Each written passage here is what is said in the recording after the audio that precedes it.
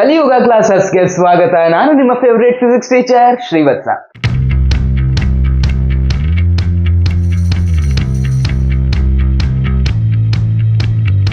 ನಾವಿವತ್ತು ನೋಡ್ತಾ ಇರೋದು 3ನೇ ಚಾಪ್ಟರ್ ನ 10ನೇ ಟಾಪಿಕ್. ಗೊತ್ತಲ್ವಾ, NCERT ಪ್ರಕಾರ ಪ್ರತಿಯೊಂದು ಟಾಪಿಕ್ ಮೇಲೂ ಸಪರೇಟ್ ಆಗಿರೋ ವಿಡಿಯೋ ಮಾಡ್ಕೋತಾ ಇದ್ದೆ.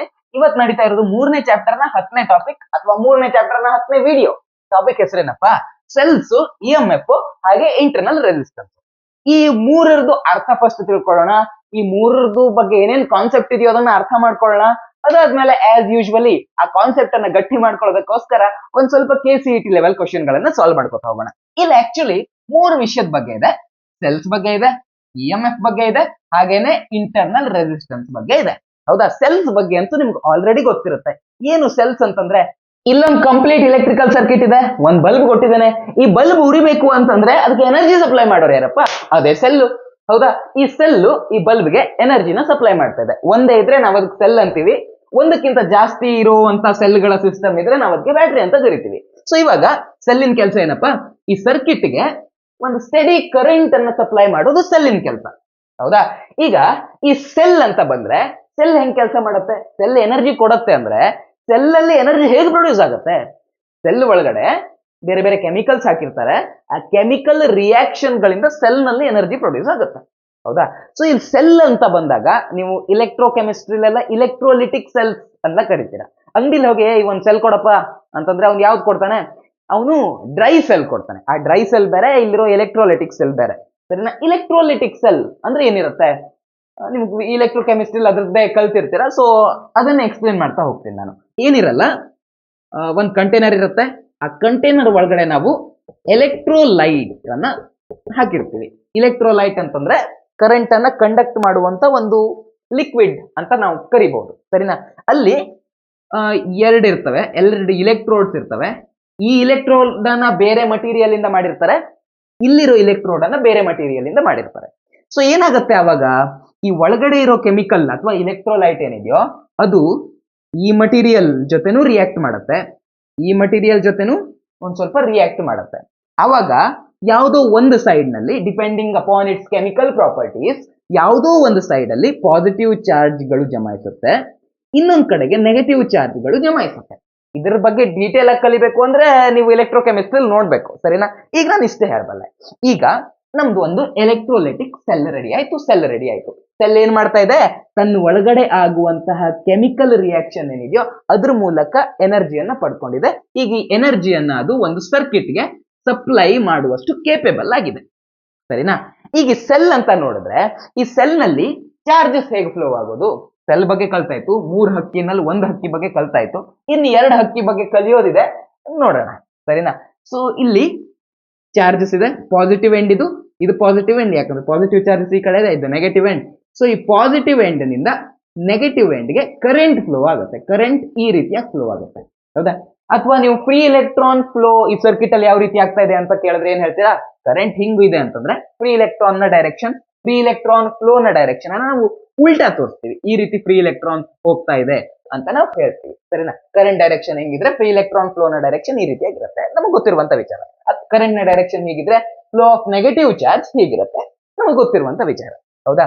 ಸೊ ಈಗ ಬಂದಾಗ ಸರ್ಕ್ಯೂಟ್ ಕಂಪ್ಲೀಟ್ ಆಗಬೇಕು ಅಂತಂದ್ರೆ ಆ ಸರ್ಕ್ಯೂಟ್ ಅಲ್ಲಿ ಎಲ್ಲ ಕಡೆಗೂ ಕರೆಂಟ್ ಹರಿಬೇಕು. ಅಂದ್ರೆ ಫುಲ್ ಚಾರ್ಜ್ ಫ್ಲೋ, ಒಂದು ಸರ್ಕ್ಯೂಟ್ ಅನ್ನ ಕಂಪ್ಲೀಟ್ ಮಾಡಬೇಕು. ಹೌದಾ? ಇಲ್ಲಿಂದ ಬಂದ ಚಾರ್ಜ್, ಪಾಸಿಟಿವ್ ಚಾರ್ಜ್ ಅಥವಾ ಏನೋ ಇಟ್ಕೊಳ್ಳಿ, ಅಥವಾ ಇಲೆಕ್ಟ್ರಾನ್ಸ್ ಎಲ್ಲ ಉಲ್ಟಾ ಫ್ಲೋ ಆಗುತ್ತಲ್ವಾ, ಅದನ್ನೇ ನಾವು ಥಿಂಕ್ ಮಾಡೋಣ. ನೆಗೆಟಿವ್ ಚಾರ್ಜಸ್ ಅಂತ ಬರೋಣ. ನೆಗೆಟಿವ್ ಚಾರ್ಜಸ್ ಹಿಂಗ್ ಬಂತು ರೆಸಿಸ್ಟರ್ ನಲ್ಲಿ ಹೋಯ್ತು. ರೆಸಿಸ್ಟರ್ ಪವರ್ ಕನ್ಸ್ಯೂಮ್ ಮಾಡುತ್ತೆ. ಅಂದ್ರೆ ಏನ್ ಎನರ್ಜಿ ಕೊಟ್ಟಿದಾರೋ ಆ ಎನರ್ಜಿನ ಕನ್ಸ್ಯೂಮ್ ಮಾಡೋರು ಯಾರು? ರೆಸಿಸ್ಟರ್. ಸೊ ರೆಸಿಸ್ಟರ್ ಒಂದ್ ಸ್ವಲ್ಪ ಎನರ್ಜಿನ ಕನ್ಸ್ಯೂಮ್ ಮಾಡ್ತು. ಹಾಗೆ ಎನರ್ಜಿಗೆ ರೆಸಿಸ್ಟರ್ ಗೆ ಎನರ್ಜಿಯನ್ನು ಕೊಟ್ಟು ಮತ್ತೆ ಆ ಎಲೆಕ್ಟ್ರಾನ್ ಬಂತು ಅಥವಾ ನೆಗೆಟಿವ್ ಚಾರ್ಜ್ ಬಂತು ವಾಪಸ್ ಸೆಲ್ಲಿಗೆ ಬರುತ್ತೆ. ಸರಿನಾ? ಪಾಸಿಟಿವ್ ಎಂಡಿಗೆ ಬರುತ್ತೆ. ಇಲ್ಲೇನಾಗತ್ತೆ ಅದ್ರ ಕತೆ? ಇಲ್ಲೇನಾಗತ್ತೆ? ಸರ್ಕ್ಯೂಟ್ ಕಂಪ್ಲೀಟ್ ಆಗ್ಬೇಕು ಅಂತಂದ್ರೆ ಇದು ಇಲ್ಲೇ ಬಂದು ನಿಂತು ಇಲ್ಲಿ ಒಳಗಡೆ ಹರಿಲಿಲ್ಲ ಅಂತಂದ್ರೆ ಸರ್ಕ್ಯೂಟ್ ಕಂಪ್ಲೀಟ್ ಆದಾಗ ಆಗುದಿಲ್ಲ. ಸೊ ಅದೇ ನೆಗೆಟಿವ್ ಚಾರ್ಜ್ ಇಲ್ಲಿನೂ ಫ್ಲೋ ಆಗತ್ತೆ. ಈಗ ನಿಮ್ ತಲೆಯಲ್ಲಿ ಹುಳ ಬಿಟ್ಟಂಗ ಆಗ್ಲಿಲ್ವಾ? ಯಾಕಂದ್ರೆ ಹೊರಗಡೆ ಸರ್ಕ್ಯೂಟ್ ನಲ್ಲಿ ಏನಾಗ್ತಾ ಇತ್ತು? ಇದು ನೆಗೆಟಿವ್ ಇತ್ತು. ಸೊ ನೆಗೆಟಿವ್ ಇರೋದು ಪಾಸಿಟಿವ್ ಕಡೆಗೆ ಹರ್ಕೊಂಡು ಹೋಯ್ತು. ಬಟ್ ಈ ಸೆಲ್ ನ ಒಳಗಡೆಗೆ ಏನಾಗ್ತಾ ಇದೆ, ನಮ್ಮ ನೆಗೆಟಿವ್ ಚಾರ್ಜ್ ಅನ್ನೋದು ನೆಗೆಟಿವ್ ಟರ್ಮಿನಲ್ ಇರೋ ಕಡೆಗೆ ಹೋಗ್ತಾ ಇದೆ. ಅರೆ ಬಾಬಾ, ನೆಗೆಟಿವ್ ಟರ್ಮಿನಲ್ ಇರೋ ಕಡೆಗೇನೆ ನೆಗೆಟಿವ್ ಚಾರ್ಜ್ ಹರಿತಾ ಇದೆ.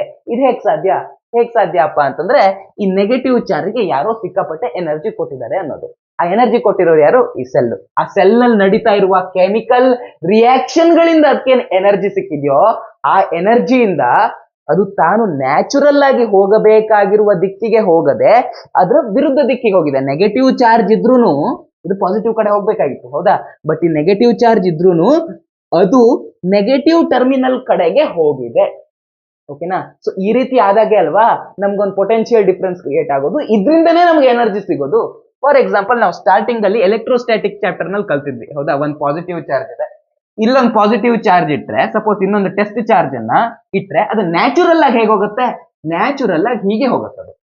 ಬಟ್ ಈ ಪಾಸಿಟಿವ್ ಚಾರ್ಜ್ಗೆ ನಾವು ಎಕ್ಸ್ಟ್ರಾ ಎನರ್ಜಿನ ಸಪ್ಲೈ ಮಾಡಬೇಕು, ಇದಕ್ಕೆ ಪೊಟೆನ್ಶಿಯಲ್ ಎನರ್ಜಿ ಜಾಸ್ತಿ ಆಗುವಾಗ ಮಾಡಬೇಕು ಅಂದ್ರೆ ನಾವೇನ್ ಮಾಡ್ತೀವಿ? ಈ ಚಾರ್ಜ್ ನ್ಯಾಚುರಲ್ ಆಗಿ ಹೀಗೆ ಹೋಗುತ್ತೆ, ಸೊ ನ್ಯಾಚುರಲ್ ಹೋಗುವ ದಿಕ್ಕಿಗೆ ವಿರುದ್ಧವಾಗಿ ತಗೊಬರ್ತೀವಿ. ಇದೇ ಚಾರ್ಜ್ ಅನ್ನ ನಾವು ಇನ್ನ ಸ್ವಲ್ಪ ಹತ್ರ ತಗೊಬರ್ತೀವಿ, ಆವಾಗ ಇದ್ರ ಪೊಟೆನ್ಶಿಯಲ್ ಎನರ್ಜಿ ಜಾಸ್ತಿ ಆಗುತ್ತೆ, ಹೌದಾ? ಇಲ್ಲೂ ಅದೇ ಆಗ್ತಾ ಇರೋ ತಾನೆ. ಇಲ್ಲಿ ಬಂದಿರುವಂತ ನೆಗೆಟಿವ್ಸ್ ಅಥವಾ ಇಲ್ಲಿ ಬೇರೆ ಯಾವ್ದಾದ್ರು ನೆಗೆಟಿವ್ಸ್ ಇದ್ರೆ ಅದು ಈ ಕಡೆಗೆ ಹೋಗುತ್ತೆ. ಯಾಕಂದ್ರೆ ಅದು ಅಲ್ಲಿ ಕೆಮಿಕಲ್ ರಿಯಾಕ್ಷನ್ ನಿಂದ ಪಡೆದುಕೊಂಡಿರುವಂತ ಎನರ್ಜಿಯ ಕಾರಣದಿಂದಾಗಿ. ಸರಿನಾ? ಸೆಲ್ಸ್ ಬಗ್ಗೆ ಅಂತೂ ಕ್ಲಿಯರ್ ಆಯ್ತು. ಈಗ ಮತ್ತೊಂದು ವಿಷಯ ಬಂತು, ಇದ್ರ ಮೂಲಕ ಚಾರ್ಜಸ್ ಫ್ಲೋ ಆಗ್ತಾ ಇದಾವೆ ಅಂತಂದ್ರೆ, ಈ ಎಲೆಕ್ಟ್ರೋಲೈಟಿಕ್ ಸೊಲ್ಯೂಷನ್ ನ ಮೂಲಕ ಚಾರ್ಜಸ್ ಫ್ಲೋ ಆಗ್ತಾ ಇದಾವೆ ಅಂತಂದ್ರೆ, ಈ ಎಲೆಕ್ಟ್ರೋಲೈಟಿಕ್ ಸೊಲ್ಯೂಷನ್ ಮೂಲಕ ಕರೆಂಟು ಇದೆ, ಹೌದಾ? ಕರೆಂಟು ಇದೆ. ಕರೆಂಟ್ ಹರಿಬೇಕು ಅಂತಂದ್ರೆ ಇದು ಒಂದು ವಾಹಕ ಅನ್ನೋದಾಯ್ತು, ಇದೊಂದು ಕಂಡಕ್ಟರ್ ಅನ್ನೋದಾಯ್ತು.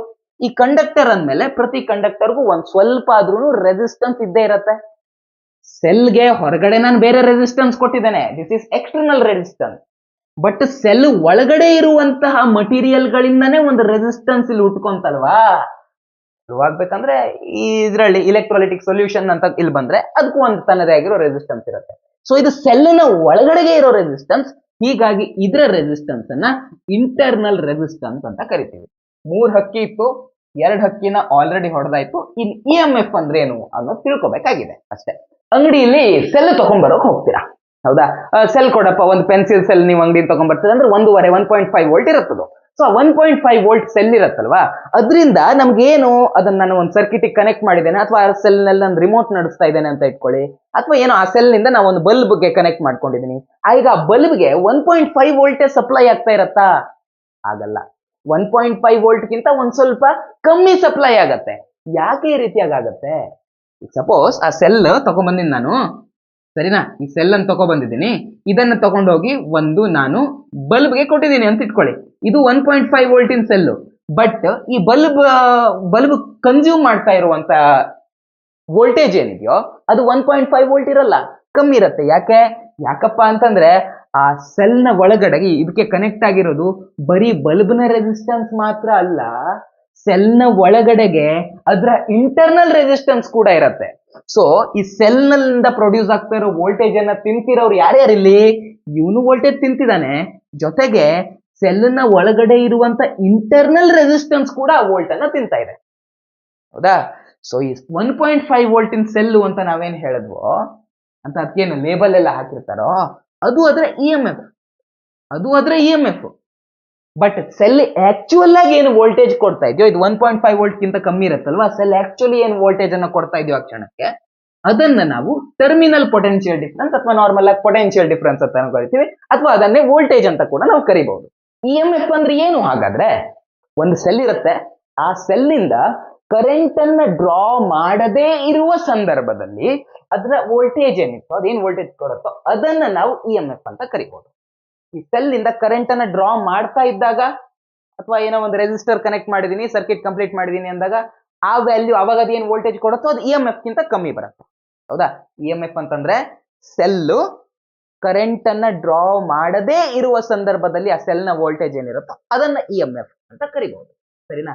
ಈ EMF ಅಂತ ಇದಕ್ಕೊಂದ್ ಸ್ವಲ್ಪ ಸರಿ ಇಲ್ಲ, ಇದು EMF ಅಂತ ಕರೆಯೋದು. ಯಾಕಂದ್ರೆ ಹಿಂದಿನವರೆಲ್ಲ EMF ಅಂದ್ರು, ನಾವು EMF ಅಂತೀವಿ. ಈ EMF ಅಂತಂದ್ರೆ ಇಲೆಕ್ಟ್ರೋಮೋಟಿವ್ ಫೋರ್ಸ್ ಅಂತ. ಬಟ್ ಆಕ್ಚುಲಿ ನಾವು ಫೋರ್ಸ್ ಬಗ್ಗೆ ಮಾತಾಡ್ತಿದೀವಾ? ಇಲ್ಲ, ನಾವು ಮಾತಾಡ್ತಾ ಇರೋದು ವೋಲ್ಟೇಜ್ ಬಗ್ಗೆ, ಹೌದಾ? ಸೆಲ್ ನಿಂದ ಕರೆಂಟ್ ಅನ್ನ ಡ್ರಾ ಮಾಡದೇ ಇರುವಾಗ ಆ ಸೆಲ್ ನ ವೋಲ್ಟೇಜ್ ಏನಿರತ್ತೋ ಅದನ್ನ ಇ ಎಂ ಎಫ್ ಅಂತ ಕರೆಯೋದು. ಸೊ ನಾವು ಆಕ್ಚುಲಿ ಮಾತಾಡ್ತಾ ಇರೋದು ಇ ಎಂ ಎಫ್ ಬಗ್ಗೆ. ಇ ಎಂ ಎಫ್ ಅಂತಂದ್ರೆ ವೋಲ್ಟೇಜ್ ಬಗ್ಗೆ. ಬಟ್ ಇಲ್ಲಿ ಇದ್ರ ಫುಲ್ ಫಾರ್ಮ್ ಅಂತ ನೋಡಿದ್ರೆ ಇಲ್ಲಿ ಫೋರ್ಸ್ ಅಂತ ಇದೆ. ಇದು ಇ ಎಂ ಎಫ್, ಇದು ಇಲೆಕ್ಟ್ರೋಮೋಟಿವ್ ಫೋರ್ಸ್. ಹೀಗಾಗಿ ಇದ್ರ ಎಸ್ ಐ ಯೂನಿಟ್ ಅನ್ನ ನಾವು ನ್ಯೂಟನ್ ಅಂತ ಬರಿಬಹುದಾ? ಬರೆಯಕ್ಕಾಗಲ್ಲ, ಯಾಕಂದ್ರೆ ಅದು ಫೋರ್ಸ್ ಅಲ್ಲ. ಹಾಗಾದ್ರೆ ಇ ಎಂ ಎಫ್ ನ ಎಸ್ ಐ ಯೂನಿಟ್ ಏನು ಅಂತ ಕೇಳಿದ್ರೆ ನಾವ್ ಏನ್ ಬರಿಬಹುದು? ವೋಲ್ಟ್ ಅಂತ ಬರಿಬಹುದು. ಯಾಕಂದ್ರೆ ಅದು ವೋಲ್ಟೇಜು. ಇ ಎಂ ಎಫ್ ಅಂದ್ರೆ ಒಂದು ವೋಲ್ಟೇಜು, ಅದು ಪೊಟೆನ್ಶಿಯಲ್ ಡಿಫರೆನ್ಸ್. ಯಾವಾಗ ಸೆಲ್ ನಿಂದ ಕರೆಂಟ್ ಅನ್ನ ಡ್ರಾ ಮಾಡುವುದಿಲ್ವೋ ಆವಾಗ. ಅದೊಂದು ಇ ಎಂ ಎಫ್ ಅಂದ್ರೆ ಆಕ್ಚುಲಿ ಪೊಟೆನ್ಶಿಯಲ್ ಡಿಫರೆನ್ಸ್ ಅಲ್ವಾ. ಹೀಗಾಗಿ ಇ ಎಂ ಎಫ್ ನ ಎಸ್ ಐ ಯೂನಿಟ್ ಕೂಡ ವೋಲ್ಟ್ ಅಂತಾನೆ ನಾವು ಹೇಳ್ಬೇಕಾಗತ್ತೆ. ನ್ಯೂಟನ್ ಅಂತ ಹೇಳಿದ್ರೆ ತಪ್ಪಾಗುತ್ತೆ. ಯಾವತ್ತು ಇ ಎಂ ಎಫ್ ನ ವ್ಯಾಲ್ಯೂ ಅದು ಕೊಡುವಂತಹ ಅದು ರಿಯಲ್ ಆಗಿ ಕೊಡೋ ಔಟ್ಪುಟ್ ಅಥವಾ ಅದರ ಟರ್ಮಿನಲ್ ಪೊಟೆನ್ಶಿಯಲ್ ಡಿಫರೆನ್ಸ್ ಗಿಂತ ಕಮ್ಮಿ ಇರುತ್ತೆ. ಕಾರಣ ಏನಂದ್ರೆ ಸೆಲ್ಗೆ ತನ್ನದೇ ಆಗಿರುವಂತ ಇಂಟರ್ನಲ್ ರೆಸಿಸ್ಟೆನ್ಸ್, ತನ್ನ ಒಳಗೆ ರೆಸಿಸ್ಟೆನ್ಸ್ ಇರುತ್ತೆ. ಹೀಗಾಗಿ ಸೊ ಸೆಲ್ಸ್ ಬಗ್ಗೆ ಕಲ್ತ್ರಿ, ಇಂಟರ್ನಲ್ ರೆಸಿಸ್ಟೆನ್ಸ್ ಬಗ್ಗೆ ಕಲ್ತ್ರಿ, ಇ ಎಂ ಎಫ್ ಬಗ್ಗೆನೂ ಇವಾಗ ಕಲ್ತಿದ್ದೀರಾ. ಇವಾಗ ಏನು ಮಾಡೋಣ, ಇದಕ್ಕೆ ಸಂಬಂಧಪಟ್ಟಂಗೆ ಒಂದು ಫಾರ್ಮುಲಾ ನೋಡೋಣ. ನಿಮ್ದೇ ಟೆಕ್ಸ್ಟ್ ಬುಕ್ ಅಲ್ಲಿ ಒಂದು ಫಾರ್ಮುಲಾ ಕೊಟ್ಟಿದ್ದಾರೆ, ತುಂಬಾ ಚೆನ್ನಾಗಿರೋ ಫಾರ್ಮುಲಾ. ನಾವು ಆಲ್ರೆಡಿ ಏನ್ ಕಲ್ತಿದ್ದೇವಲ್ವಾ ಅದ್ರ ಬಗ್ಗೆನೇ ಇರುವಂತ ಫಾರ್ಮುಲಾ, ಸರಿನಾ? ಏನಿರುತ್ತೆ ಅಂದ್ರೆ ಈಗ ಟರ್ಮಿನಲ್ ಪೊಟೆನ್ಶಿಯಲ್ ಡಿಫರೆನ್ಸ್ ಅಂತ ಬರೋಣ. ಇ ಎಂ ಎಫ್ ಅಲ್ಲ, ಇ ಎಂ ಎಫ್ ಅಂದ್ರೆ ಏನು ಅಂತ ಗೊತ್ತಾಯ್ತಲ್ವಾ? ಸೆಲ್ ಅಲ್ಲಿ ಕರೆಂಟ್ ಡ್ರಾ ಮಾಡದೇ ಇರುವಾಗ ಏನು ವೋಲ್ಟೇಜ್ ಇತ್ತು ಅದನ್ನ ಇ ಎಂ ಎಫ್ ಅಂತ ಕರಿತೀವಿ. ಇವಾಗ ಕರೆಂಟ್ ಡ್ರಾ ಮಾಡ್ತಾ ಇದ್ದಾರೆ ಅಂತ ಇಟ್ಕೊಳ್ಳಿ. ಈ ಸೆಲ್ ಇದೆ, ನಮ್ದು ಇಲೆಕ್ಟ್ರೋಲೈಟಿಕ್ ಸೆಲ್ ಇದೆ, ಇದರಿಂದ ಕರೆಂಟ್ ಅನ್ನು ಡ್ರಾ ಮಾಡ್ತಾ ಇದ್ದಾರೆ ಅಂತ ಇಟ್ಕೊಳ್ಳಿ. ಈಗ ಇಲ್ಲಿ ಬರೋ ಪೊಟೆನ್ಶಿಯಲ್ ಡಿಫರೆನ್ಸ್ ಏನಿದೆಯೋ, ಆ ಟರ್ಮಿನಲ್ ಪೊಟೆನ್ಶಿಯಲ್ ಡಿಫರೆನ್ಸ್ ಏನಿದೆಯೋ ಇದೇನಿರುತ್ತೆ, ಯಾವತ್ತು ಇ ಎಂ ಎಫ್ ಗಿಂತ ಕಮ್ಮಿನೇ ಇರುತ್ತೆ, ಹೌದಾ?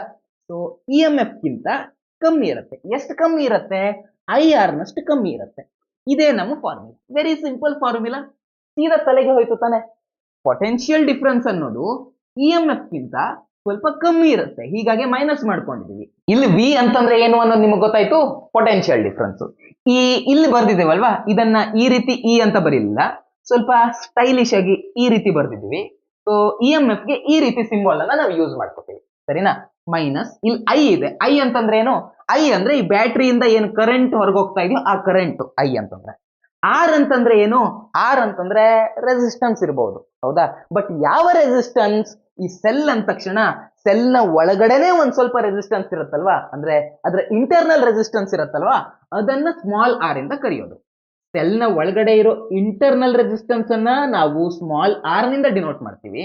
ಈ ರೆಸಿಸ್ಟೆನ್ಸ್ ಇದೆಯಲ್ವಾ, ಈ ಎಕ್ಸ್ಟ್ರಾ ರೆಸಿಸ್ಟೆನ್ಸ್, ಹೊರಗಡೆ ಕೊಟ್ಟಿರುವ ಎಕ್ಸ್ಟರ್ನಲ್ ರೆಸಿಸ್ಟೆನ್ಸ್, ಅದನ್ನ ನಾವು ಕ್ಯಾಪಿಟಲ್ ಆರ್ ನಿಂದ ಡಿನೋಟ್ ಮಾಡ್ಕೋತೀವಿ. ಸೊ ಸ್ಮಾಲ್ ಆರ್ ಅಂತಂದ್ರೆ ಏನಿಲ್ಲಿ ಇಂಟರ್ನಲ್ ರೆಸಿಸ್ಟೆನ್ಸ್. ಸೊ ಈ ಫಾರ್ಮುಲಾನ ನಾವು ತಲೆಯಲ್ಲಿ ಇಟ್ಕೊಬೇಕು. ಸೊ ನಾವು ಇದೇ ಫಾರ್ಮುಲಾ ನೋಡ್ಕೊಂಡು ಕರೆಂಟ್ಗೂ ಒಂದು ಫಾರ್ಮುಲಾನ ನಾವು ಇಲ್ಲೇ ಡೆವಲಪ್ ಮಾಡ್ಕೋಬಹುದು. ವೆರಿ ಸಿಂಪಲ್, ಹೌದಾ? ಸೊ ಓಮ್ಸ್ ಲಾ ಅಂತ ನಮಗೆ ಗೊತ್ತೇ ಇದೆ, V is equal to I R. So voltage ಜಾಗದಲ್ಲಿ ನಾವು ಐ ಆರ್ ಅಂತ ಬರ್ಕೋಬಹುದು, is equal to E minus ಇದಿದೆ, ಇದನ್ನ ಇದ್ದಕ್ಕಿದ್ದಾಗೆ ಬರ್ಕೊಂಡೆ. ವೋಲ್ಟೇಜ್ ಜಾಗದಲ್ಲಿ ಐ ಆರ್ ಅಂತ ಬರ್ಕೊಂಡೆ. ಈಗ ನಮಗೆ ಕರೆಂಟ್ ಬೇಕಂದ್ರೆ ನಾವೇನ್ ಮಾಡ್ಬೋದು? ವೆರಿ ಸಿಂಪಲ್, ಈ ಆರ್ ಅನ್ನ ಈ ಕಡೆಗೆ ಓಡಿಸ್ಕೊಬಹುದು. ಸೊ ನಮ್ ಕರೆಂಟಿಗೆ ಫಾರ್ಮುಲಾ ಬೇಕು ಅಂತಂದ್ರೆ ಈ ರೀತಿಯಾಗಿ ಸಿಗುತ್ತೆ. ಅಥವಾ ನಿಮ್ ಬುಕ್ ನಲ್ಲೇ ಇದನ್ನ ಒಂದ್ ಸ್ವಲ್ಪ ಬೇರೆ ರೀತಿಯಲ್ಲಿ ಮಾಡ್ಕೊಟ್ಟಿದ್ದಾರೆ. ಯಾಕಂದ್ರೆ ನನ್ನ ಫಾರ್ಮುಲಾದಲ್ಲಿ ನಾನು ಈಗ ಬರ್ದಿರೋ ಫಾರ್ಮುಲಾ ಸಿಂಪಲ್ ಆಗಿ ನಿಮ್ಗೆ ಅರ್ಥನೂ ಆಗಿದೆ ಅಲ್ವಾ? ಈಗ ಬರ್ದಿರೋ ಫಾರ್ಮುಲಾದಲ್ಲಿ ಇಲ್ಲೂ ಕರೆಂಟ್ ಇದೆ, ಈ ಸೈಡಿಗೂ ಕರೆಂಟ್ ಇದೆ. ಸೊ ಎರಡೆರಡು ಸೈಡಿಗೆಲ್ಲ ಕರೆಂಟ್ ಇಟ್ಕೊಳ್ಳೋದು ಬೇಡ ಅಂತ ನಿಮ್ ಬುಕ್ ನಲ್ಲೇ ಸೇಮ್ ಫಾರ್ಮುಲಾನೇ ಬೇರೆ ರೀತಿಲಿ ಕೊಟ್ಟಿದ್ದಾರೆ, ಓಕೆನಾ? ಸೊ ಅದು ಯಾವ ರೀತಿಲಿ ಕೊಟ್ಟಿದ್ದಾರೆ ಅಂದ್ರೆ, ಫಸ್ಟ್ ಈ ರೀತಿಯಾಗಿತ್ತು ನಮ್ಮ ಫಾರ್ಮುಲಾ, ಐ ಆರ್ ಅಂತ ಫಸ್ಟ್ ಇತ್ತು. ಸೊ ಫಸ್ಟ್ ಅವ್ರು ಏನ್ ಮಾಡ್ಕೊಂಡಿದ್ದಾರೆ ಅಂದ್ರೆ ಈ ಮೈನಸ್ ಐ ಆರ್ ಅನ್ನ ಈ ಕಡೆ ತಗೊಂಡ್ ಬಂದಿದ್ದಾರೆ, ಸರಿನಾ? ಅವಾಗ ಅದೇನಾಗತ್ತೆ, ಅವಾಗ ಅದು ಪ್ಲಸ್ ಐ ಆರ್ ಅಂತ ಆಗತ್ತೆ, ಹೌದಾ? ಪ್ಲಸ್ ಐ ಇಂಟು ಆರ್ ಅಂತ ಆಗುತ್ತೆ. ಇಲ್ಲಿ ನೋಡಿ, ಇಲ್ಲೂ ಕ್ಯಾಪಿಟಲ್ ಐ ಇದೆ, ಇಲ್ಲೂ ಕ್ಯಾಪಿಟಲ್ ಐ ಇದೆ. ಸೊ ಆ ಕ್ಯಾಪಿಟಲ್ ಐ ಅನ್ನು ನಾವು ಹೊರಗಡೆ ತಕೊಬಹುದು. ಒಳಗಡೆ ಉಳ್ಕೊಳ್ಳೋದೇನಪ್ಪ ಅವಾಗ? ಆರ್ ಪ್ಲಸ್ ಆರ್ ಅನ್ನೋದು ಉಳ್ಕೊಳ್ಳುತ್ತೆ, ಹೌದಾ? Is equal to E. So ಇದನ್ನ ನಾನು ಈ ಕಡೆ ಕೊಡ್ತೀನಿ, ನನ್ನ ಕರೆಂಟಿಗೆ ಫಾರ್ಮುಲಾ ಬೇಕಿತ್ತಲ್ವಾ? So current is equal to E M F divided by internal resistance plus external resistance ಅಂತ ಮಾಡ್ಕೊತೀನಿ. ಸೊ ಈ ರೀತಿ ಫಾರ್ಮುಲಾನ ಅವ್ರು ನಿಮ್ ಬುಕ್ ಅಲ್ಲಿ ಕೊಟ್ಟಿದ್ದಾರೆ ಅಷ್ಟೇ. ಸೊ ಓದ್ಬೇಕಾದ್ರೆ ನಿಮ್ಗೆ ಒಂದ್ ಸ್ವಲ್ಪ ತಲೆ ಹುಳ ಬಿಟ್ಟಂಗೆ ಆಗ್ಬೋದು, ಬಟ್ ಅವ್ರ ಕ್ಯಾಲ್ಕುಲೇಷನ್ ಅಲ್ಲಿ ಈ ರೀತಿಯಾಗಿದೆ, ನೀವು ಅದನ್ನ ಅರ್ಥ ಮಾಡ್ಕೊಂತೀರಾ. ಈಗ ಥಿಯರಿ ಅಂತ ಬಂದಾಗ ನಾವ್ ಏನೇನ್ ಕಲಿಬೇಕು ಎಲ್ಲ ಕಲ್ತಾಯ್ತು ಈ ಟಾಪಿಕ್ ನಲ್ಲಿ. ಈಗ ಏನ್ ಮಾಡ್ಬೇಕಪ್ಪ? ಕಲ್ತಿರೋ ಕಾನ್ಸೆಪ್ಟ್ ಗಟ್ಟಿ ಮಾಡ್ಕೋಬೇಕು ಅಂದ್ರೆ ಏನ್ ಮಾಡ್ಬೇಕು? ಕ್ವಶನ್ ಸಾಲ್ವ್ ಮಾಡ್ಬೇಕು. ಪ್ರಶ್ನೆ ಎಲ್ಲ ಡಿಸ್ಪ್ಲೇ ಆಗ್ತಿದೆ, ವಿಡಿಯೋ ಪಾಸ್ ಮಾಡ್ಕೊಂಡು ಓದ್ಕೊಂಡ್ಬಿಡಿ. ಏನ್ ಹೇಳ್ತಾ ಇದಾರಪ್ಪ ಅಂತಂದ್ರೆ, ಅವ್ರು ಈ ಸರ್ಕಿಟ್ ಅಲ್ಲಿ, ಈ ಸರ್ಕಿಟ್ ಏನಿದೆಯಲ್ವಾ, ಇದರಲ್ಲಿ 4 ಆಂಪಿಯರ್ ಕರೆಂಟ್ ಹರಿತಾ ಇದೆ ಅಂತ ಹೇಳ್ತಾ ಇದ್ದಾರೆ.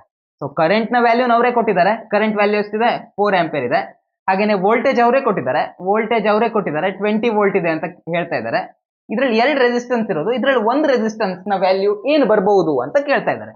ಸೊ ನಮಗೆ ಐ ಕೊಟ್ಟಿದ್ದಾರೆ, ವಿ ಕೊಟ್ಟಿದ್ದಾರೆ, ರೆಸಿಸ್ಟೆನ್ಸ್ ಕಂಡುಹಿಡಬೇಕು ಅಂದ್ರೆ ಏನ್ ಮಾಡಬೇಕು, ಸಿಂಪ್ಲಿ ಓಮ್ಸ್ ಲಾ ಹಾಕೊಂಡ್ರೆ ಆಯ್ತು. V is equal to I R, V is equal to I R. V ಗೊತ್ತಿದೆ ಎಷ್ಟಿದೆ, 20 ಇದೆ. ಸೊ ವಿ ಜಾಗದಲ್ಲಿ 20, ಐ ಎಷ್ಟಿದೆ, ಐ ಇರೋದು 4. ರೆಸಿಸ್ಟೆನ್ಸ್ ಎಷ್ಟಿದೆ, ರೆಸಿಸ್ಟೆನ್ಸ್ ಜಾಗದಲ್ಲಿ ಬರೀ ಆರ್ ಅಂತ ಬರ್ಕೊಂಡು ಮಾಡಬಹುದಾ, ಇಲ್ಲಿ ಇಲ್ಲ. ಈ ಸರ್ಕಿಟ್ ನಲ್ಲಿರೋ ಎಲ್ಲ ರೆಸಿಸ್ಟೆನ್ಸ್ ಅನ್ನು ನಾವು ಕನ್ಸಿಡರ್ ಮಾಡಬೇಕು, ಹೌದಾ. ಇಲ್ಲೊಂದಿದೆ, ಇಲ್ಲೊಂದಿದೆ. ಈ ಎರಡೂ ರೆಸಿಸ್ಟೆನ್ಸ್ ಸೀರೀಸ್ ನಲ್ಲಿ ಕನೆಕ್ಟ್ ಆಗಿದೆ, ಹೌದಾ. ಸೊ ಸೀರೀಸ್ ನಲ್ಲಿ ಕನೆಕ್ಟ್ ಆಗಿರೋದ್ರಿಂದ ನಾವು ಅದನ್ನ ಡೈರೆಕ್ಟ್ ಆಗಿ ಆಡ್ ಮಾಡಬಹುದು. 10th ಅಲ್ಲೇ ಕಲ್ತಿದ್ದೀರಾ, ಹೌದಾ. ಸೊ ಅದನ್ನ ಡೈರೆಕ್ಟ್ ಆಗಿ ಆಡ್ ಮಾಡೋದು. ಒಂದು ರೆಸಿಸ್ಟೆನ್ಸ್ ಇರೋದು ಆರ್, ಇನ್ನೊಂದು ರೆಸಿಸ್ಟೆನ್ಸ್ ಇರೋದು 2 ಓಮ್. ಸೊ ಈ ರೀತಿಯಾಗಿ ಮಾಡ್ಕೋತೀನಿ ನಾನು. ಸೊ ಈ 4 ಅನ್ನ ಈ ಕಡೆ ತಗೊಂಡ್ಬಂದ್ರೆ ಏನಾಗುತ್ತೆ, 20 ಡಿವೈಡೆಡ್ ಬೈ 4 ಅಂತ ಆಗುತ್ತೆ. 20 ಡಿವೈಡೆಡ್ ಬೈ 4 ಅಂತ ಮಾಡಿದ್ರೆ 20 ಭಾಗಿಸು 4 ಮಾಡಿದ್ರೆ 5 ಆಯ್ತು, ಹೌದಾ. So 5 is equal to R plus 2. ಈ ಪ್ಲಸ್ 2 ಅನ್ನು ಈ ಕಡೆ ತಗೊಂಬರೋಣ, -2 ಆಗುತ್ತೆ. 5 - 2 ಅಂತಂದ್ರೆ 3 ಆಯ್ತು, ಓಕೆನಾ. R is equal to 3 ohm ಅಂತ ಸಿಕ್ತು. ಇದ್ರ ವ್ಯಾಲ್ಯೂ ಎಷ್ಟಿರುತ್ತೆ ಇವಾಗ, 3 ಓಮ್ ಅಂತ ಇರುತ್ತೆ. ಆಪ್ಷನ್ ಅಲ್ಲಿ ಕೊಟ್ಟಿದ್ದಾರ, ಆಪ್ಷನ್ ಬಿ ಇಲ್ಲಿ ಸರಿಯಾಗಿರೋ ಆನ್ಸರ್, ಸರಿನಾ. ಎರಡನೇ ಪ್ರಶ್ನೆ ಬಂದಿದೆ. ವಿಡಿಯೋ ಪಾಸ್ ಮಾಡ್ಕೊಂಡು ಒಂದು ಸಲ ಪ್ರಶ್ನೆನ ಓದ್ಕೊಳ್ಬಹುದು. ಸೊ ಆ ಪ್ರಶ್ನೆ ನೀವು ಓದ್ಕೊಂಡಿದ್ದೀರಾ ಅನ್ಕೊಂಡಿದೀನಿ. ಏನ್ ಹೇಳ್ತಾ ಇದಾರಪ್ಪ ಅಂತಂದ್ರೆ ಅಲ್ಲಿ ಒಂದು ಸೆಲ್ ಇದೆಯಂತೆ. ಆ ಸೆಲ್ ಅನ್ನ ಓಪನ್ ಸರ್ಕಿಟ್ ಕಂಡೀಷನ್ ನಲ್ಲಿ ಇಟ್ಟಾಗ ಅದು ಕೊಡುವಂತ ಟರ್ಮಿನಲ್ ಪೊಟೆನ್ಶಿಯಲ್ ಡಿಫರೆನ್ಸ್ ಅಂದ್ರೆ ಅದು ಕೊಡುವಂತ ವೋಲ್ಟೇಜ್ ಎಷ್ಟಿರುತ್ತಂತೆ, 2.2 ವೋಲ್ಟ್ ಇರುತ್ತಂತೆ, ಸರಿನಾ. ಈಗ ಅದೇ ಸರ್ಕಿಟ್ ಅನ್ನ ಕ್ಲೋಸ್ ಮಾಡಿದಾಗ ಅದು ಕೊಡುವಂತ ವೋಲ್ಟೇಜು, ಆ ಸರ್ಕಿಟ್ ಅನ್ನ ಕ್ಲೋಸ್ ಮಾಡಿದಾಗ ಅದು ಕೊಡುವಂತ ವೋಲ್ಟೇಜ್ 1.8 ವೋಲ್ಟ್ ಆಗಿದೆ, ಸರಿನಾ. ಇದ್ಯಾವಾಗ, ಇದು ಓಪನ್ ಸರ್ಕಿಟ್ ಕಂಡೀಷನ್ ಇದ್ದಾಗ ಅಂತ ಅವ್ರು ಹೇಳ್ತಾರೆ. ಸರ್ಕಿಟ್ ಓಪನ್ ಇದ್ದಾಗ ಅಂತ ಹೇಳ್ತಾ ಇದ್ದಾರೆ. ಮತ್ತೆ ಹಾಗೇನೆ ಅವರು ಒಂದು ರೆಸಿಸ್ಟೆನ್ಸ್ ಇನ್ ವ್ಯಾಲ್ಯೂ ಕೊಟ್ಟಿದ್ದಾರೆ. ಅವರು ಅದು ಕನೆಕ್ಟ್ ಮಾಡಿರುವಂತ ಎಕ್ಸ್ಟರ್ನಲ್ ರೆಸಿಸ್ಟೆನ್ಸ್ ನ ವ್ಯಾಲ್ಯೂ ಕೊಟ್ಟಿದ್ದಾರೆ. ಅದಿರೋದು 5 ಓಮ್. ಈ ಸೆಲ್ ಅನ್ನ ಅವರು ಒಂದು ಎಕ್ಸ್ಟರ್ನಲ್ ರೆಸಿಸ್ಟೆನ್ಸ್ ಕನೆಕ್ಟ್ ಮಾಡ್ಕೊಂಡಿದ್ದಾರೆ, ಸರಿನಾ. ಈ ರೀತಿ ಇದೆ ಅಂತ ಇಟ್ಕೊಳ್ಳಿ. ಈಗ ಫಸ್ಟ್ ಕೇಸ್ ಮೇಲೆ ಏನ್ ಹೇಳ್ತಿದ್ದಾರೆ ಅವರು, ಓಪನ್ ಸರ್ಕಿಟ್ ಅಂತಂದ್ರೆ ಈ ವೈರ್ ನ ಯಾರೋ ಕಟ್ ಮಾಡಿಬಿಟ್ಟಿದ್ದಾರೆ ಅಂತ ಅರ್ಥ. ಸರ್ಕಿಟ್ ಈಗ ಓಪನ್, ಹೀಗಿದ್ರೆ ಕ್ಲೋಸು, ಹೀಗಿದ್ರೆ ಫುಲ್ ಕಂಪ್ಲೀಟ್ ಇದ್ರೆ ಕ್ಲೋಸು. ಈ ರೀತಿ ಕಂಪ್ಲೀಟ್ ಇಲ್ಲ ಅಂತಂದ್ರೆ ಇಷ್ಟು ಜಾಗ ಓಪನ್ ಇದೆಯಲ್ವಾ, ಸೊ ಇದಕ್ಕೆ ಓಪನ್ ಸರ್ಕಿಟ್ ಅಂತ ಕರಿತೀವಿ. ಓಪನ್ ಸರ್ಕಿಟ್ ಅಂತಂದ್ರೆ ವೈರ್ ಕಟ್ ಮಾಡಿದ್ದಾರೆ ಅಂತ ಅರ್ಥ. ನೀವು ಹೇಳಿ, ವೈರ್ ಕಟ್ ಇದ್ದಾಗ ಅಲ್ಲಿ ಕರೆಂಟ್ ಫ್ಲೋ ಆಗತ್ತಾ? ವೈರ್ ಕಟ್ ಮಾಡಿ ಹಾಕಿದೀನಿ ಅಂದ್ರೆ ಕರೆಂಟ್ ಫ್ಲೋ ಆಗತ್ತಾ? ಆಗಲ್ಲ. ಸೊ ವೈರ್ ಕಟ್ ಮಾಡಿದೀನಿ ಅಂತಂದ್ರೆ ಕರೆಂಟ್ ಇರಲ್ಲ. ಸೊ ಓಪನ್ ಸರ್ಕಿಟ್ ಅಂದ್ರೆ ಏನು ಅರ್ಥ, ಕರೆಂಟ್ ಇಲ್ಲ ಅಂತ ಅರ್ಥ, ನೋ ಕರೆಂಟ್. ಸೊ ಕರೆಂಟ್ ಅನ್ನೋದು ಇಲ್ಲ ಅಂತ ಅರ್ಥ. ಕರೆಂಟ್ ಇಲ್ಲ ಅಂತಂದ್ರೆ ಏನು, ಕರೆಂಟ್ ಇಲ್ಲದೆ ಇರುವ ಟೈಮ್ ನಲ್ಲಿ ಅದರ ವೋಲ್ಟೇಜ್ ಅನ್ನ ಕೊಟ್ಟಿದ್ದಾರೆ. ಕರೆಂಟ್ ಇಲ್ಲದೆ ಇದ್ದಾಗ ವೋಲ್ಟೇಜ್ ಹೇಳ್ತಾ ಇದ್ದಾರೆ ಅಂದ್ರೆ EMF ಬಗ್ಗೆ ಹೇಳ್ತಾ ಇದ್ದಾರೆ ಅಲ್ವಾ. ಸೊ ಅವ್ರು ಹೇಳ್ತಾ ಇರೋದು ಯಾವ್ದ್ರ ಬಗ್ಗೆ ಇಲ್ಲಿ, ಅವ್ರು ಹೇಳ್ತಾ ಇರೋದು EMF ನ ಬಗ್ಗೆ, ಓಕೆನಾ, ಕ್ಲಿಯರಾ. ಸೊ ಸರ್ಕಿಟ್ ಅನ್ನ ಕಂಪ್ಲೀಟ್ ಮಾಡಿದೆ ಅಂತಂದ್ರೆ ಕ್ಲೋಸ್ಡ್ ಸರ್ಕಿಟ್ ಅಲ್ಲಿ ಇಷ್ಟು ವೋಲ್ಟೇಜ್ ಬರುತ್ತೆ ಅಂತ ಹೇಳ್ತಾ ಇದ್ದಾರೆ. ಅಂದ್ರೆ ಯಾವಾಗ ಕರೆಂಟ್ ಫ್ಲೋ ಆಗೋಕ್ ಸ್ಟಾರ್ಟ್ ಆಗುತ್ತೋ ಆವಾಗ ಟರ್ಮಿನಲ್ ಪೊಟೆನ್ಶಿಯಲ್ ಡಿಫರೆನ್ಸ್ ಇಷ್ಟ ಆಗುತ್ತೆ ಅಂತ ಹೇಳ್ತಾ ಇದ್ದಾರೆ, ಸರಿನಾ. ಅದು EMF ಬಗ್ಗೆ ಅವರು ಸೀಕ್ರೆಟ್ ಆಗಿ ಹೇಳಿದ್ದಾರೆ. ಸೊ ಇದನ್ನ ನಾನು ನಿಮ್ಗೆ ಅರ್ಥ ಮಾಡಿಸ್ಬೇಕಾಗಿತ್ತು. EMF ಕೊಟ್ಟಿದ್ದಾರೆ, ಟರ್ಮಿನಲ್ ಪೊಟೆನ್ಶಿಯಲ್ ಡಿಫರೆನ್ಸ್ ಕೊಟ್ಟಿದ್ದಾರೆ, ಹಾಗೇನೆ ಈ ಎಕ್ಸ್ಟ್ರಾ ರೆಸಿಸ್ಟೆನ್ಸ್ ಇದೆಯಲ್ವಾ, ಆ ಎಕ್ಸ್ಟರ್ನಲ್ ರೆಸಿಸ್ಟರ್ ನ ರೆಸಿಸ್ಟೆನ್ಸ್ ಅನ್ನ 5 ಓಮ್ ಅಂತ ಕೊಟ್ಟಿದ್ದಾರೆ. ನಮಗ್ ಕೇಳ್ತಾ ಇರೋದು ಆ ಸೆಲ್ ನ ಇಂಟರ್ನಲ್ ರೆಸಿಸ್ಟೆನ್ಸ್ ಏನು ಅಂತ. ಹಾಗೆ ಇವಾಗ ಕಲ್ತಿರುವಂತ ಫಾರ್ಮುಲಾ. ಸೊ ಏನಿರುತ್ತೆ, ಟರ್ಮಿನಲ್ ಪೊಟೆನ್ಶಿಯಲ್ ಡಿಫರೆನ್ಸ್ ಏನಿರುತ್ತೋ ಯಾವತ್ತು EMF ಗಿಂತ ಕಮ್ಮಿನೇ ಇರುತ್ತೆ. ಎಷ್ಟು ಕಮ್ಮಿ ಇರುತ್ತೆ, EMF -IR ಮಾಡಿದಾಗ, EMF ಅಲ್ಲಿ ಇದನ್ನ ಕಳೆದಾಗ ನಮ್ಗೆ ಇದು ಸಿಗ್ತದೆ. ನಮಗ ಅವ್ರು ಕೇಳ್ತಾ ಇರೋದು internal resistance. So internal resistance ಇರುವಂತ ಈ ಪಾರ್ಟ್ ಏನಿದೆಯೋ, ಈ ಟರ್ಮ್ ಏನಿದೆಯೋ ಇದನ್ನ ಈ ಕಡೆ ತಗೋ. ಯಾಕಂದ್ರೆ ಈ ಟರ್ಮ್ ಇಲ್ಲಿ ನೆಗೆಟಿವ್ ಇದೆ ಅಲ್ವಾ, ಸೊ ನಂಗೆ ನೆಗೆಟಿವ್ ಎಲ್ಲ ಬೇಡ, ಕಿರಿಕಿರಿ ಅಂತ ಹೇಳಿ ನಾನು ಇದನ್ನ ಈ ಕಡೆ ತಗೊಂಡ್ಬರ್ತೀನಿ. ಈ ಕಡೆ ಇರೋದನ್ನ ಆ ಕಡೆ ತಗೋತೀನಿ. ಈ -IR ಈ ಕಡೆ ಬಂದಾಗ ಏನಾಯ್ತು, +IR ಅಂತ ಆಯ್ತು. ಈ V ಅನ್ನ ಈ ಕಡೆ ತಗೋದಾಗ ಏನಾಯ್ತು, -V ಅನ್ನೋದಾಯ್ತು, ಓಕೆನಾ. ಇದು ಕ್ಲಿಯರ್ ಅಲ್ವಾ.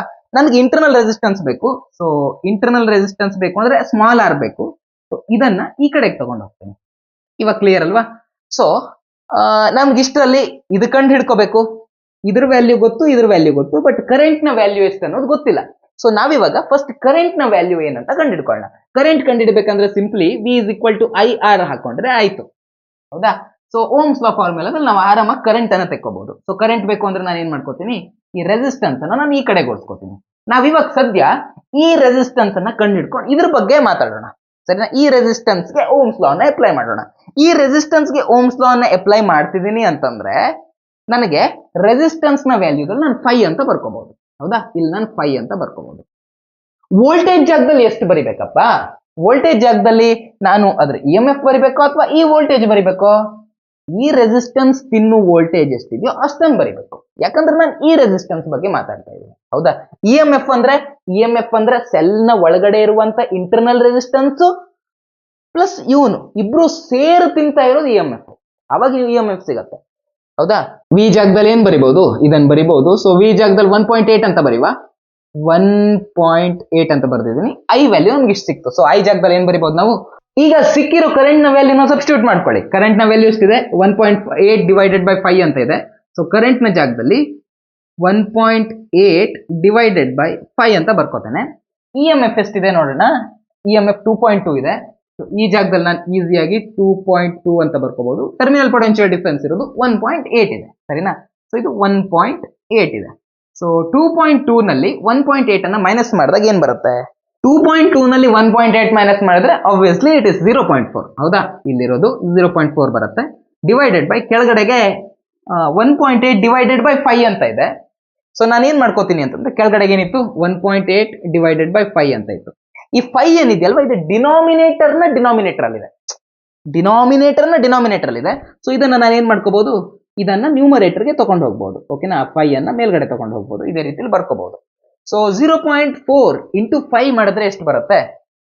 5 4 20. ಹೌದಾ? ಸೊ ಇದು 2 ಅಂತ ಸಿಗತ್ತೆ.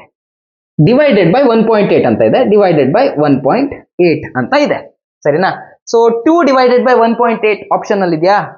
ಓಹೋ, ಇವ್ರು ಒಂದ್ ಸ್ವಲ್ಪ ಬೇರೆ ರೀತಿಲಿ ಕೊಟ್ಕೊಂಡಿದ್ದಾರೆ. ಪರವಾಗಿಲ್ಲ, ನಾವು ಅದನ್ನ ಮಾಡೋಣ. ಸರಿನಾ? ಸೊ ನಾನು ಫಸ್ಟ್ ಐಡಿಯಾ ಏನ್ ಮಾಡ್ಕೋತೀನಪ್ಪ ಅಂತಂದ್ರೆ, ಈ ವಸ್ತುಗೆ ಯಾವುದೋ ಒಂದಿದೆ, ಅದಕ್ಕೆ 1ರಿಂದ ಮಲ್ಟಿಪ್ಲೈ ಮಾಡಿದ್ರೆ ಏನು ಚೇಂಜಸ್ ಆಗಲ್ಲ. ಗೊತ್ತಿದ್ಯಾ? ಸೊ ಈ 1 ಅನ್ನೇ ಈಗ ಏನು ವ್ಯಾಲ್ಯೂ ಏನು ಚೇಂಜ್ ಆದಂಗ ಆಗಲ್ಲ. ಸೊ ನಾ ಈ 1 ಅನ್ನೇ ಹೇಗೆ ಬರ್ಕೋತೀನಿ? 10 ಡಿವೈಡೆಡ್ ಬೈ 10 ಅಂತ ಬರ್ಕೊಂಡ್ಬಿಡ್ತೀನಿ. ಸರಿನಾ? ಸೊ ಮೇಲ್ಗಡೆಗೆ ಏನಾಯ್ತು? ಮೇಲ್ಗಡೆಗೆ 20 ಅಂತ ಸಿಕ್ತು. ಕೆಳಗಡೆಗೆ ಏನ್ ಸಿಕ್ತು? 1.8 ಅನ್ನ 10 ಇಂದ ಮಲ್ಟಿಪ್ಲೈ ಮಾಡಿದ್ರೆ 18 ಅಂತ ಸಿಗತ್ತೆ. ಹೌದಾ? ಸೊ ಈಗ ನೋಡಿ, ಈಗ ಆರಾಮಾಗಿ ನಾವು ಕ್ಯಾನ್ಸಲ್ ಮಾಡ್ಕೋಬಹುದು.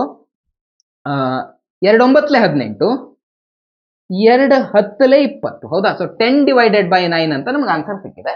ಸೊ ಆ ಆನ್ಸರ್ ಎಲ್ಲಾದ್ರೂ ಇದೆ? ಆಪ್ಷನ್ ಎ ನಲ್ಲಿ ಇದೆ, 10 ಡಿವೈಡೆಡ್ ಬೈ 9 ಅಂತ ಇದೆ. ಸರಿನಾ?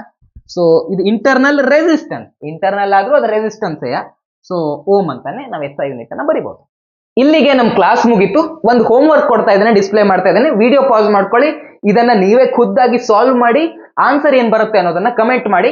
ಆನ್ಸರ್ ಸರಿಯಾಗಿದ್ರೆ ನಾನು ಕಲಿಯುಗ ಕ್ಲಾಸಸ್ ಕಡೆಯಿಂದ ಹಾರ್ಟ್ ಕೊಡ್ತೇನೆ. ಸರಿನಾ? ಸಿಗೋಣ ಮುಂದಿನ ವಿಡಿಯೋದಲ್ಲಿ. ಅಲ್ಲಿವರೆಗೂ bye bye. Welcome to the stage with a drink like I'm Giveon, but I never came here to sing what I'm really on, giving dividends. I'm trying to boost your career and all. Know you got a Benz, you ain't got one with the ceiling gone.